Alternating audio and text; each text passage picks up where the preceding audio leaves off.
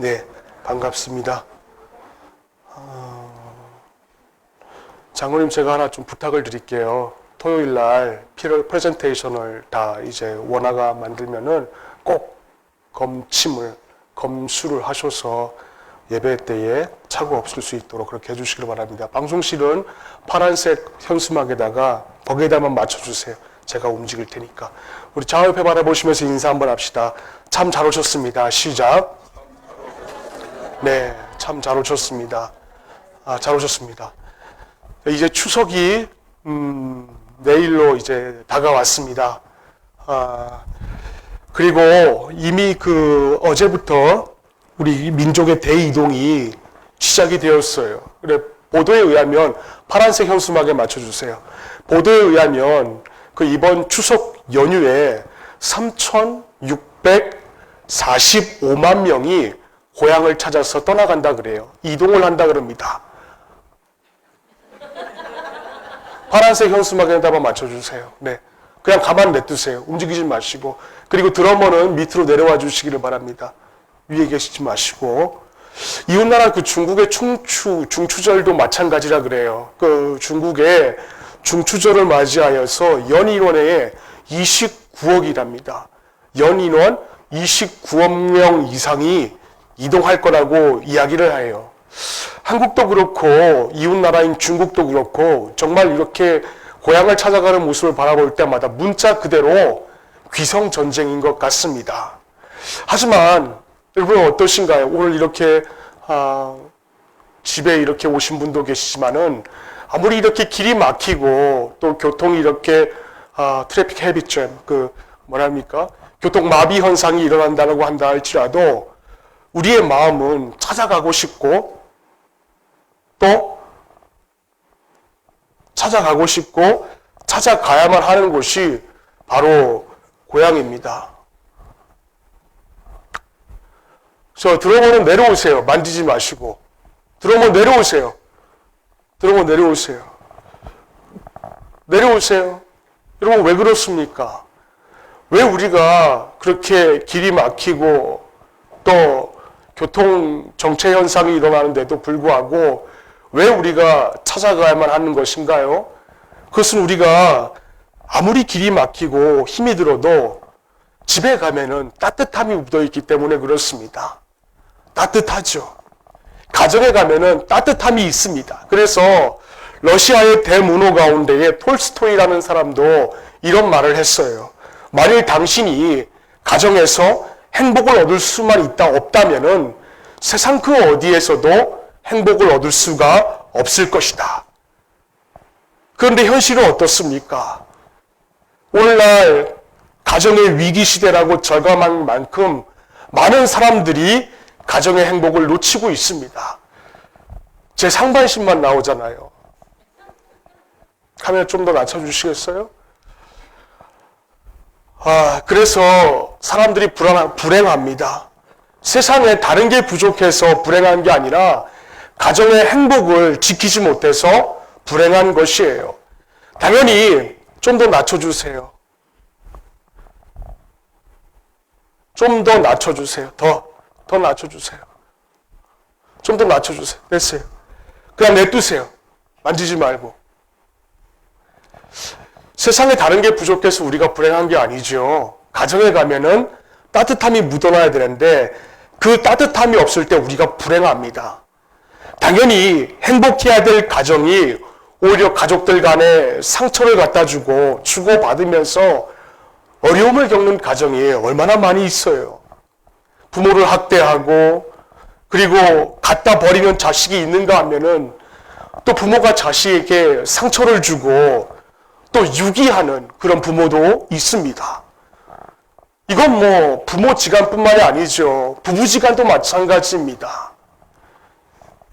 부부 사이에도 남편이 아내를 억압하고 그래서 많은 부부지간이 갈등과 어려움이 참 많이 있어요. 그래서 제가 이런 이야기를 제가 한번 봤습니다. TV에서 제가 본 적이 있는데요. 예전에 농촌 노인들을 모셔다 놓고 진행하는 TV 프로그램이 있었어요. 뭐냐면 이렇게 천생연분이라는 그런 이렇게 그 제시어가 주어지면은 건너편에 이제 할머니가 그 제시어를 듣고 보고 맞추는 거였습니다. 근데 이제 할아버님께서 그 퀴즈를 듣고 천생연분이란 단어가 주어졌고 할아버지가 할머니한테 설명을 했어요. 아, 임자하고 우리 사이를 뭐라고 하지?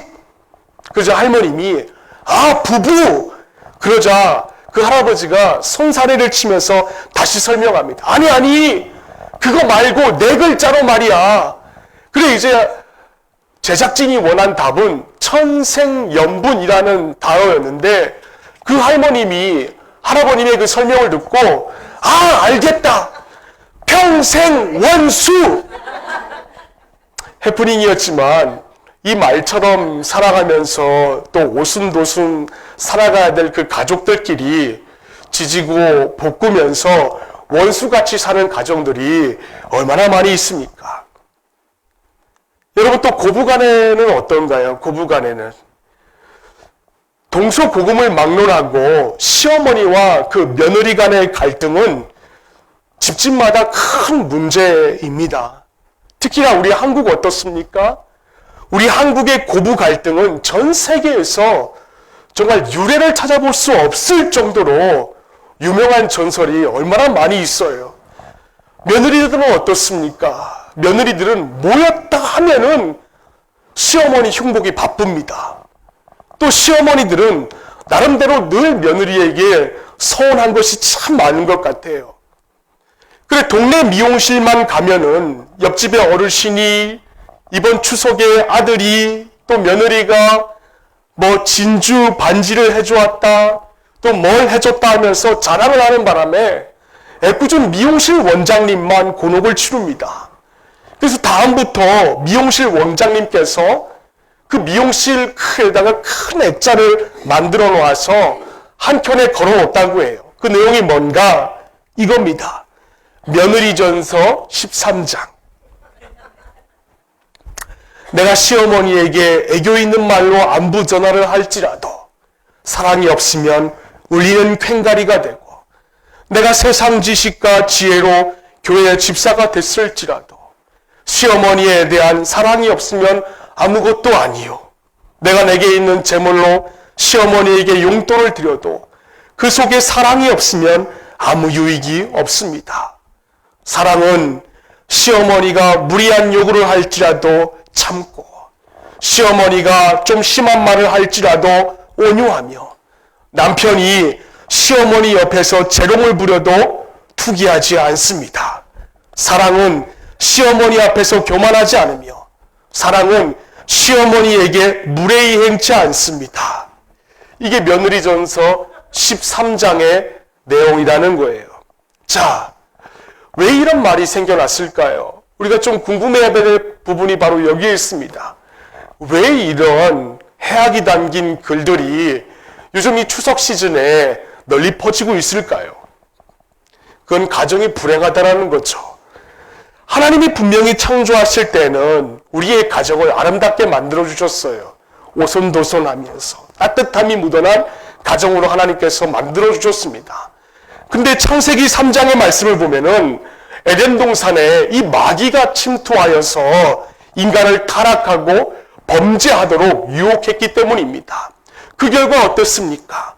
그 결과 인간이 하나님에게서 멀어졌고 우리의 천국 같은 가정이 금이 가기 시작을 하였으며 깨져버리기 시작을 하였습니다. 그러니까 뭐예요? 마귀가 우리 가정의 파괴범이라는 겁니다. 이건 오늘날도 마찬가지죠.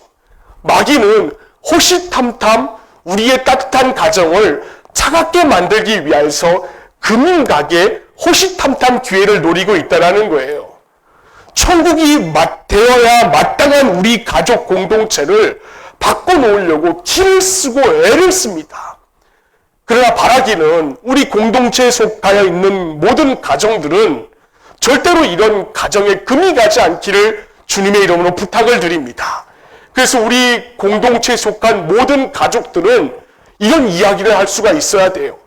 우리 가정은 천국 같은 가정이다. 천국 같은 가족이다. 바라기는 오늘 이 설교를 추석의 가정에서 이번 한 주간 적용하셔서 은혜가 넘칠 수 있는 우리 모든 공동체의 가족들이 될 수 있기를 주님의 이름으로 축원을 드립니다. 자, 그 전에 우리가 좀 알아야 될 게 있어요. 그게 뭐냐면은 천국이 과연 뭐냐라는 거예요. 천국이라는 거에 대해서 우리가 좀 살펴보아야 할 것입니다. 여러분, 천국에는요, 두 가지의 양면성이 있어요. 하나는 뭐냐면은 우리가 언젠가 죽어서 이 땅을 떠나서 들어갈 하나님의 나라, 그 천국이 있고, 또 다른 하나는 뭐냐면은 이 세상에서 살 동안 현재의 하나님의 나라를 경험하는 천국의 개념이 있습니다. 무슨 말인가? 여러분, 하나님의 나라는 하나님의 통치가 있는 곳이에요. 하나님의 나라는 하나님의 다스림이 있는 곳이 하나님의 나라인 것입니다. 먼저 우리는 나라라고 했을 때에 여러분 어떻습니까? 지도상에 나타나고 있는 어떤 영토, 그것만을 우리가 생각을 가집니다. 가령 뭡니까? 한국, 또 미국, 영국, 또 무슨 중국, 이런 곳을 우리가 말을 할 때에 우리는 먼저 그 나라가 위치한 땅을 연상하게 되는 것입니다. 여러분은 어떻습니까? 한국 하면은 우리는 한반도를 떠올리게 됩니다. 그리고 미국 그러면은 우리가 찻잔 모양처럼 생긴 북미 대륙에 위치한 그 미국의 땅을 우리가 생각을 하게 됩니다. 때문에 하나님의 나라라는 것을 우리가 영토적인 측면, 그러니까 나라라는 측면에서 바라본다면은 그것은 우리가 장차 들어갈 천국, 하나님의 나라를 의미하는 거예요. 그럼 이 나라가 어디에 기록이 되어 있는가? 성경에 어디에 나와 있는가? 성경에 요한계시록 21장과 22장에 기록되어 있는 하늘의 영원한 집이 있습니다. 무너지지 않는 집이고 그 집에 가면은 슬픔도 없고 눈물도 없고 아픔도 없다라 그랬어요. 그곳은 우리가 장차 들어갈 하나님의 나라인 것입니다. 저와 여러분이 들어갈 새 하늘과 새 땅이에요. 근데 우리가 여기서 좀 더 한 번 더 생각해 봐야 될 것이 있습니다. 그게 뭔가? 나라라고 했을 때에 그 땅을 가리키는 것만이 아니라는 것입니다. 허허벌판에 아무도 살지 않는 곳에 우리가 무슨 나라라고 해서 이 땅은 한국이다라고 해서 깃발 꽂으면은 그 땅이 나라가 안 된다라는 거예요. 이게 무슨 말인가라고 하면은 거기에 땅에는 분명히 깃발만 꽂았다고 해서 나라가 되는 것이 아니라 그곳에 거주하는 사람들이 있어야 한다라는 것입니다. 그래야만 나라가 되는 것이지요. 나라라는 것은 거기 거주하는 주민이 반드시 있어야 하는 거라는 겁니다. 근데 여기서 한 걸음 더 나아가서 우리가 좀 한번 생각을 해봅시다. 하나님의 나라의 두 번째 개념이에요. 우리가 나라다, 또 무슨 땅을 말할 때에는 사람만을 가리키는 말이 아니라는 것을 우리가 또한 깨닫게 됩니다. 옛날에 여러분 우리나라는 일제의 식민 생활을 보내었어요. 그리고 일본의 점령하에서 몇 년을 우리가 식민지 생활을 보냈습니까? 36년이었어요. 36년. 그때 이 세상에는 대한민국이라고는 없었습니다. 바로 이 땅, 한반도의 그 백성, 한민족이 살고 있었습니다. 그러나 나라는 소위 뭡니까? 일본 제국의 속국이었을 뿐이에요. 지금도 캐나다 퀘벡주에 가시면은 프랑스에서 온 사람들이 주종을 이루고 살고 있습니다. 또 거기서 쓰이는 통용어도 프랑스어예요. 그러나 아무리 프랑스 사람이 살고 또 프랑스 사람이 프랑스 말을 쓴다고 해서 여전히 그것은 캐나다이고 대영 제국의 연방 제국의 하나일 뿐이라는 거예요. 그러니까 우리가 나라라고 하는 것을 말하면은 거기에는 반드시 주민이 있어야 되는 것을 알 수가 있습니다. 어느 땅, 어느 사람이든 상관없이 어느 주권이 다스리느냐, 또 어떤 사람이 거기서 지배하고 있느냐에 따라서 그 나라가 이루어진다라는 것을 말하고 있는 거예요. 여러분, 이거는요, 세상의 나라뿐만이 아닙니다. 하나님의 나라도 마찬가지예요. 성경적인 원어로, 헬라어로 이 나라라는 것을 살펴보았을 때에 헬라어로 바실레이아라고 그럽니다. 근데 이 단어는 어떤 지역, 구미시, 고아읍, 황들길 20, 그걸 이야기하는 것이 아닙니다. 또한 특정한 사람들만을 지칭하는 그런 의미도 아니에요. 이거는 바실레이아, 나라, 이거는 주권을 의미하는 말입니다. 즉 무슨 말이냐면은 하나님의 다스림이 있는 곳, 하나님의 통치가 있는 곳, 그것이 바로 성경에서 얘기하고 있는 나라라는 의미라는 거예요. 따라서 하나님의 통치가 이루어지는 곳, 하나님의 다스림을 받아들이고 있는 사람들의 모임, 그 자체가 있는 곳이면은 그곳이 어느 곳이든지 간에 그 자체가 바로 하나님의 나라라는 것입니다. 그래서 우리 찬송가에도 그런 가사가 있지 않습니까? 할렐루야 찬양하세 내 모든 죄 사함받고 주 예수와 동행하니 그 다음에요 그 어디나 하늘나라. 그래서 그 어디나 하늘나라라는 것입니다. 때문에 그 나라에 들어가기 전에 우리가 먼저 이 땅에서 70년 또 80년 살아가는 동안에 있어서 여러분의 가정에서 하나님의 나라를 경험해야 될 이유가 바로 여기에 있는 거예요.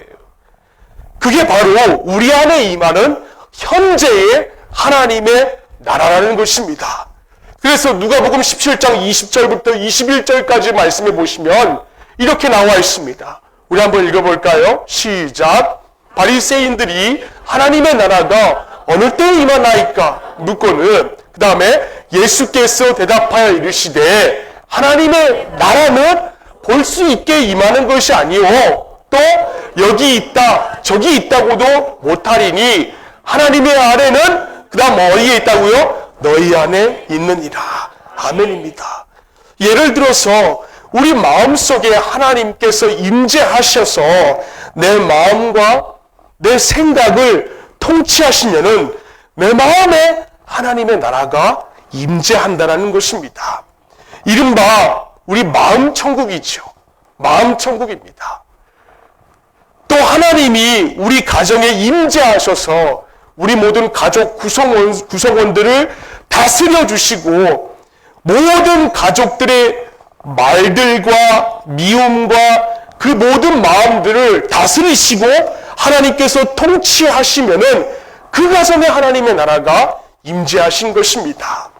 이런 식으로 오늘 여기 우리 가정에 우리가 사는 곳에 하나님이 임재하여 주셔서 우리의 왕으로 우리 가정을 다스려 주시면은 우리의 가정은 현재의 하나님의 나라가 된다는 것이에요. 그러나 분명한 게 있습니다. 분명한 것은 이렇게 가정이 천국을 이루고 그리고 우리의 일상적인 삶 가운데서 하나님의 나라를 이루기 위해서는 몇 가지 조건이 있다는 거예요. 그것은 다른 것이 아니라 가족 전체가 먼저는 하나님을 경외해야 됩니다. 하나님을 경외해야 되고 두 번째는 우리가 말씀 앞에 순종해야 하는 것이에요. 하나님을 경외하고 우리 가족들이 하나님의 말씀에 순종할 때에 하나님이 우리 가정을 다스려 주시고 우리 가정이 천국이 될 수가 있는 것입니다. 자, 이 두 가지의 조건. 먼저 하나님을 경외하면은 가정에 천국이 임한다. 이것도 우리가 좀 논해 봅시다. 과거 전통적인 그 가정에서는 가부장적인 아버지 혹은 남편이 왕이었습니다. 그래서 남편 말 한마디면 하면은 온 가족이 순종하고 따라야만 됐어요. 이런 경우는 가부장이 어떤 사람이느냐에 따라서 가정이 천국이 될 수도 있고 그 반대가 될 수도 있었던 것입니다. 예를 들면 이거죠. 폭군 같은 가장이면은 그 가정이 풍비박산이 나는 것이에요.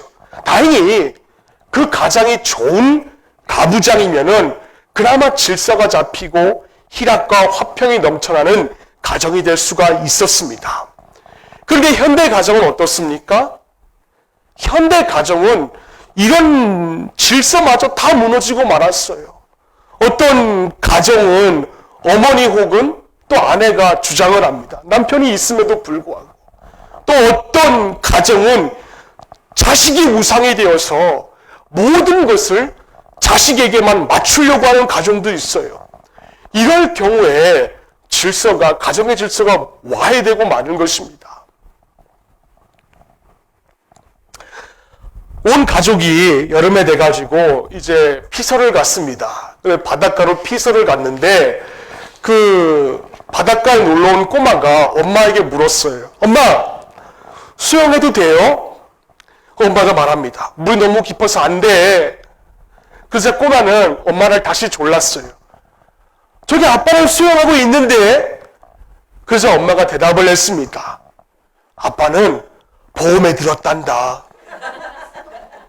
여러분, 이런 가정이 우리 공동체에 있으면 곤란해요. 성경은 분명히 말합니다. 아버지 혹은 남편을 중심으로 가정이 움직이는 게 기본입니다. 하지만 그 이전에 하나님께서 가정의 주인이 되시고 왕이 되어야 한다라고 말씀하십니다. 아버지로부터 또 남편부터 어머니, 아내, 그리고 자식들까지 온 가족이 하나님을 왕으로 모셔야 되는 것이에요. 그게 바로 하나님을 경외하는 경외의 신앙인 것입니다. 오늘 본문의 1절 말씀 우리 한번 보겠습니다.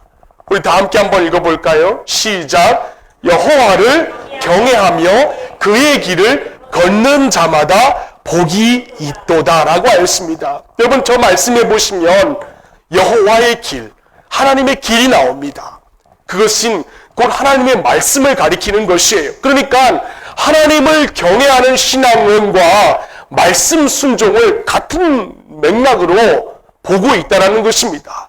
그래서 출애굽기 9장 20절부터 21절까지의 말씀을 보면 이렇게 나와 있어요. 우리 한번 읽어보겠습니다. 시작. 바로의 신하 중에 여호와의 말씀을 두려워하는 자들은 그 종들과 가축을 집으로 피하려 들였으나 여호와의 말씀을 마음에 두지 아니하는 사람은 그의 종들과 가축을 들에 그대로 두었더라.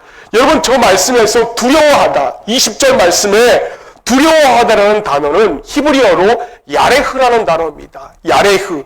그러니까 이 단어가 오늘 이 본문에 사용된 이 1절 말씀에 사용된 경외하다라는 말씀과 같은 단어예요.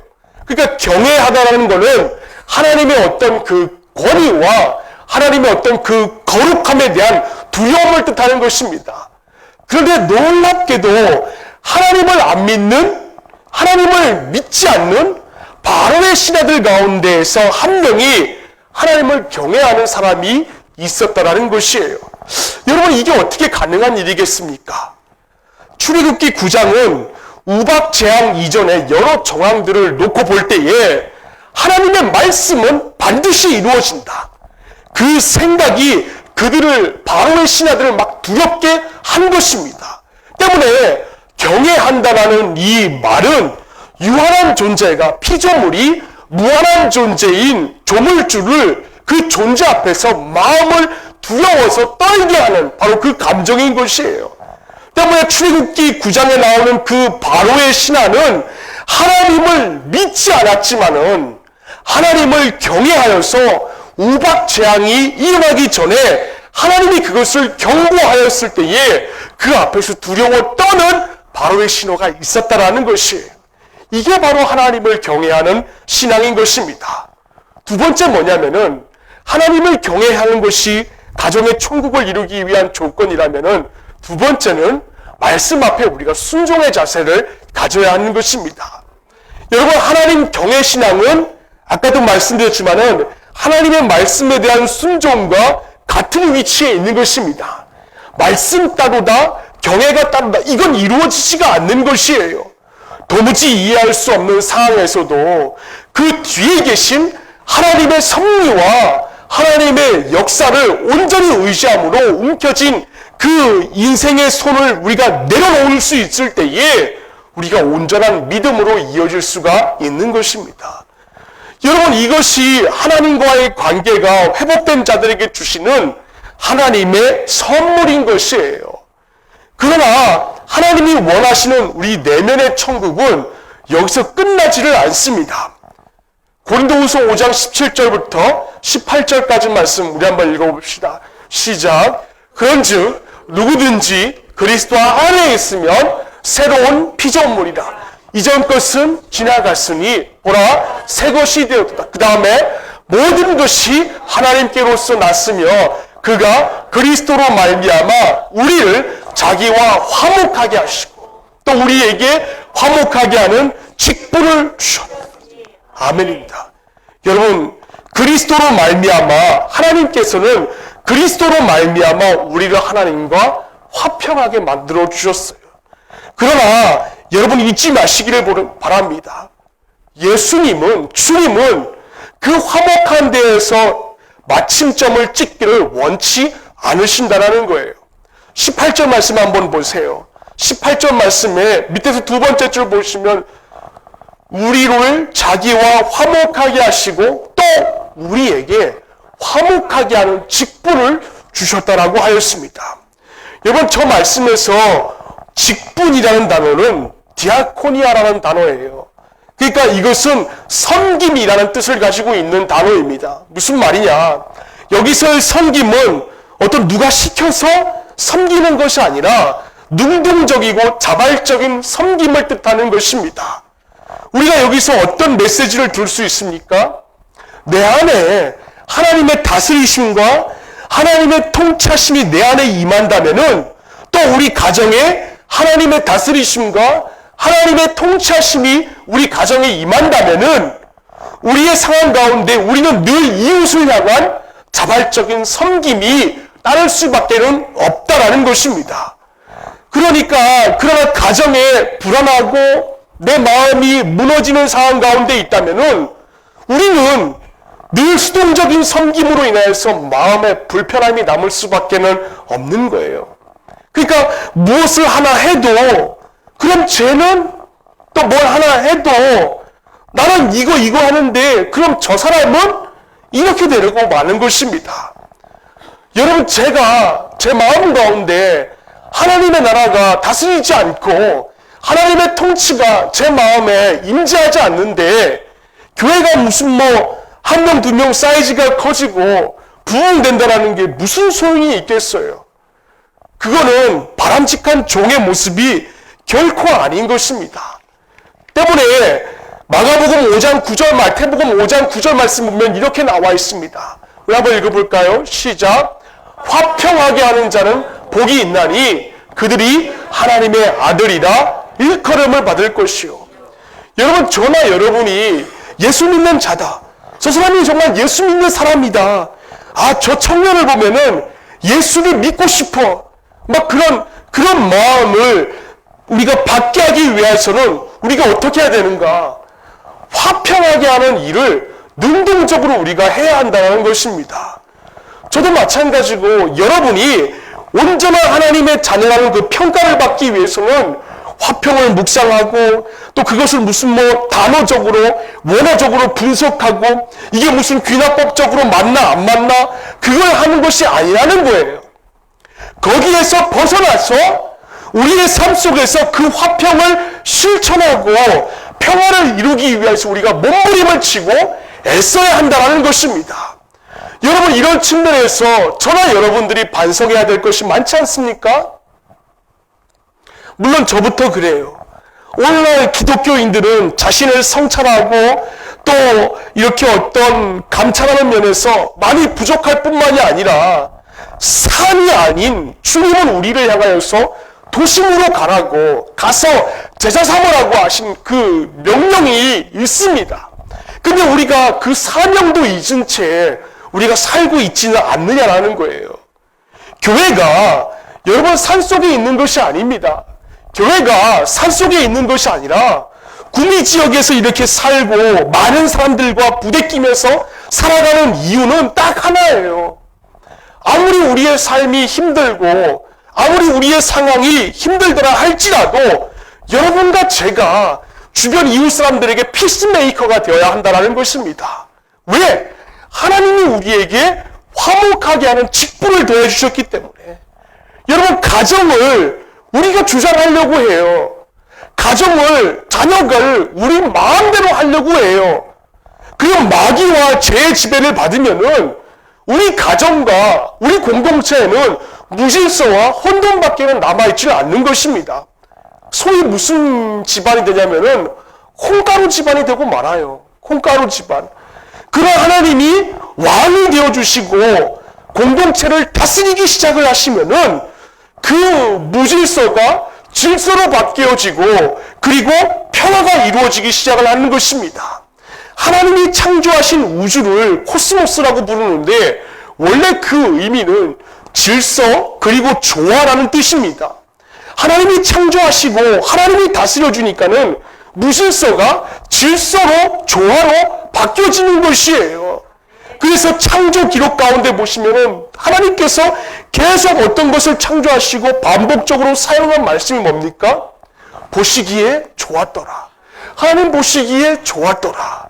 이것이었습니다. 그래서 오늘 본문의 1절 말씀에 보니까는 여호와를 경외하며 그의 길을 걸어가는 자마다 복이 있도다라고 기록이 된 것입니다. 4절 말씀 우리 한번 볼까요?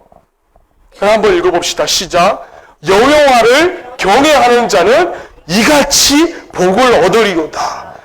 여러분, 그런데요, 우리가 다 보고 있는 성경에는 기록이 되어 있지 않지만은 원어 성경에는 기록되어 있는 단어가 있습니다. 그게 뭐냐면은 그 4절 맨 앞에 보라, behold, 보라라는 단어예요. 그러니까 얼마나 복되고 얼마나 아름다운지 보라는 것입니다. 하나님 믿지 않는 이방인들을 향하여서 하나님을 왕으로 삼고 하나님을 임금으로 삼는 그 가정의 평화를 보라라는 것이에요. 여기서 원문 성경을 보면 맨 앞에 감탄사가 보라라는 것이에요. 얼마나 복되고 아름다운지 한번 보라는 것입니다. 자, 여러분, 그렇다면은 하나님을 왕으로 모시기 위해서는 두 가지 조건이 있다고 그랬어요. 먼저는 하나님을 경외해야 되고 두 번째는 말씀 앞에 순종의 자세를 가져야 한다고 했습니다. 자, 그러면은 저와 여러분의 가정에 하나님을 경외하고 하나님의 말씀을 순종하면은 어떠한 은혜가 우리 가정에 넘쳐나는가? 딱 하나입니다. 그게 뭐냐면 평화라는 거예요. 평화. 어느 가정에 정말 신실한 여자 집사님이 한 분 계셨어요. 그분은 사랑하는 축제도 인솔하시고 또 혼자 교회의 사역을 거의 도맡아 하시는 정말 신실한 여자 집사님이셨어요. 마침 저희 공동체와 같이 10월 14일 날 VIP 초청주일이 있었습니다. 그래가지고 이제 그 여집사님께서 살아가는 동안에 있어서 한 가지 수건 사업이 있었는데 그게 뭐냐면 남편과 함께 주일날 손붙잡고 교회 가는 것이었어요. 그래 그 여집사님이 안 믿는 남편을 전도하겠다고 말씀을 하십니다. 여보, 교회 갑시다. 교회 갑시다. 그 남편이 뭐라 그러냐면은 교회 가면은 떡이 나오냐, 밥이 나오냐, 교회 가면은 담임 목사가 월급을 주냐, 그런 것입니다. 교회 가면은 그 남편의 의지가 뭐냐면은 교회 가는 사람들은 다 의지 반항하다. 의지가 약하기 때문에 교회 가서 예수 그리스도를 믿는 거다. 그런 의지가 그 남편의 마음에 잔재해 있었어요. 이러면서 자꾸만 남편이 미꾸라지처럼 피해가는 것이었습니다. 그래 그 여집사님께서 순간 목사님께서 하신 말씀이 기억이 나서 남편분에게 말씀하셨습니다. 뭐라고요? 예수 믿으면 천국 간대요. 예수 믿으면 천국 간대요. 그래서 남편이 묻습니다. 그럼 당신도 예수 믿으니까 천국 가겠네? 나도 예수 믿으니까는 천국 가겠네? 그 아내가 속으로 이제야 기도의 결실을 맺었구나. 이제 한 발자국만 더 떼면은 남편과 함께 주일날 교회 갈 수 있겠구나. 그래서 굳은 결심으로 그럼요. 우리 모두가 당신도 마찬가지로 예수 믿으면 나도 마찬가지로 예수 믿으면 죽어서 천국 갈 수 있죠. 그러자 남편이 그 얘기를 듣자마자 뭐라고 얘기를 했냐면 그럼 나 안 가. 나 교회 안 가. 이렇게 얘기를 했답니다. 그러고 나서 곧바로 한 얘기가 당신을 이렇게 세상에서 이렇게 만나고 이렇게 지금까지 50년 동안 쥐락펴락하면서 살아왔는데 천국 가서 당신을 또 만난다고? 그럴 바에는 나 차라리 교회 안 가. 이렇게 얘기를 했답니다. 그래서 결국 그 여집사님은 평생 짱믿음으로만 삶을 살았다라 그래요. 여러분, 우리 가정이 이러면 안 됩니다. 우리 공동체 가운데서도 짱믿음을 가지신 분들이 굉장히 많이 계신데요.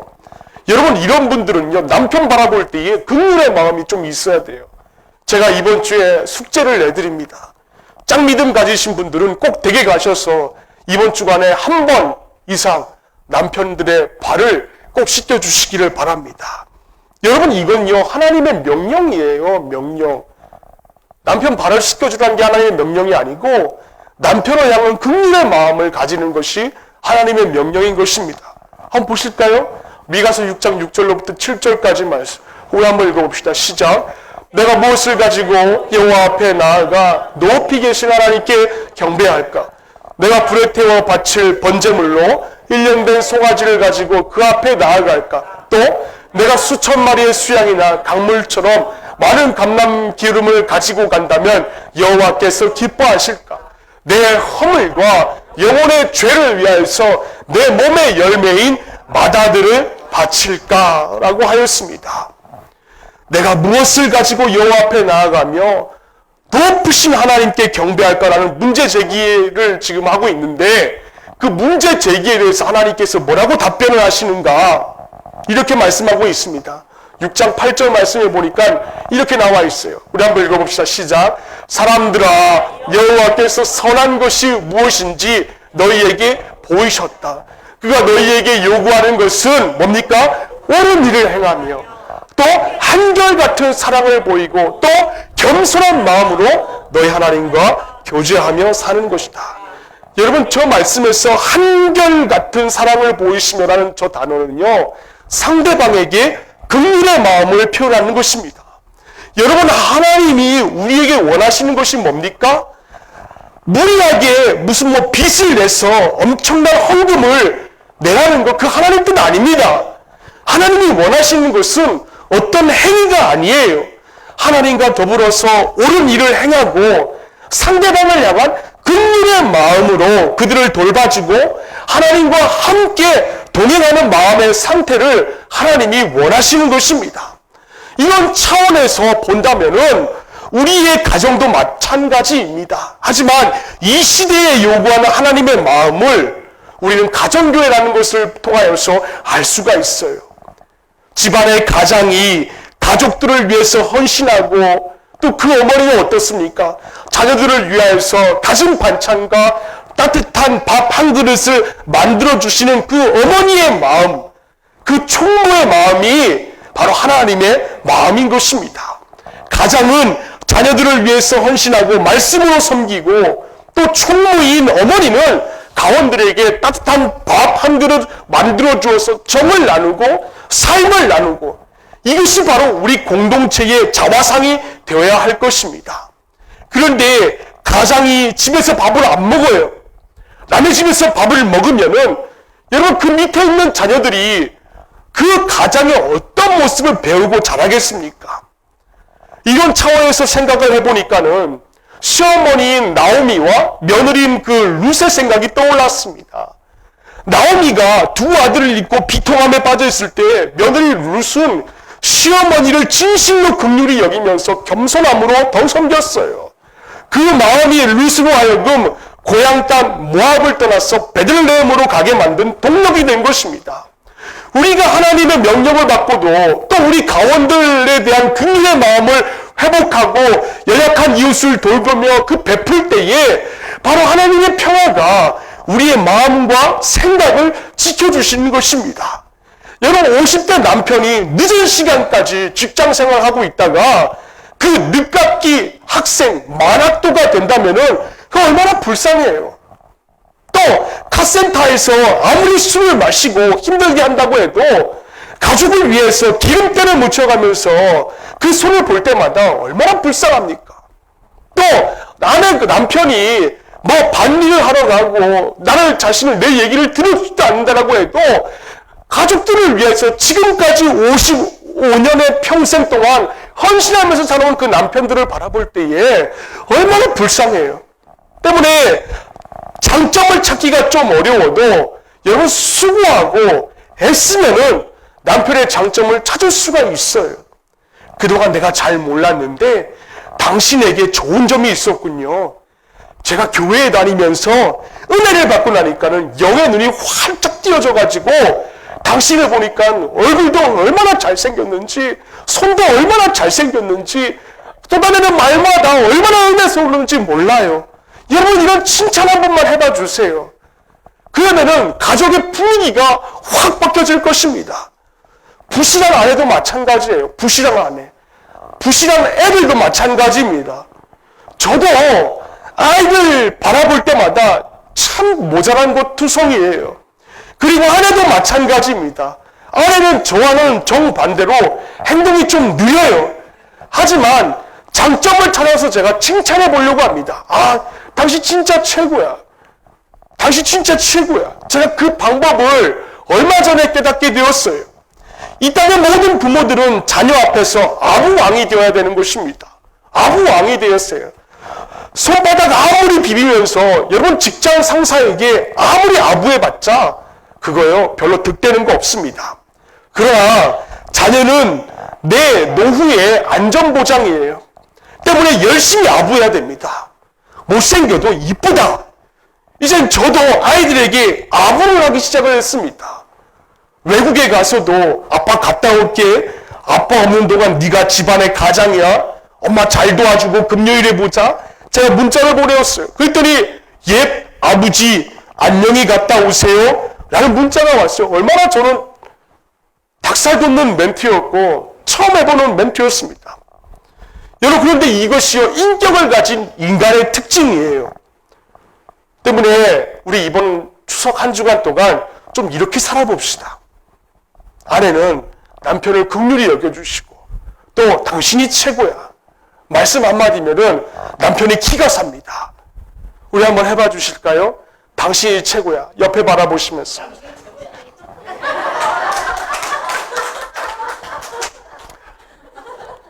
우리 앞뒤로도 우리 한번 해봅시다. 당신이 최고야. 시작. 여러분 이러면요 우리 가정이 행복해집니다. 행복해져요. 자, 우리 이제 결단을 합시다. 먼저는 하나님을 가정의 왕으로 삼읍시다. 그리고 하나님의 말씀에 순종하고 하나님을 경외합시다. 그러면은 하나님께서 여러분의 가정에 평화로 충만케 만들어 주실 것입니다. 우리 이번 한 주간 동안에 있어서 아내들은 남편의 발을 꼭 한 번 이상 씻겨 주심으로 인하여서 서로 간에 있어서 긍휼의 마음을 표출할 수 있는 우리 모든 가정들 될 수 있기를 주님의 이름으로 축원을 드립니다. 기도하겠습니다. 하나님 아버지 감사합니다. 우리가 오늘 시편 128편의 말씀을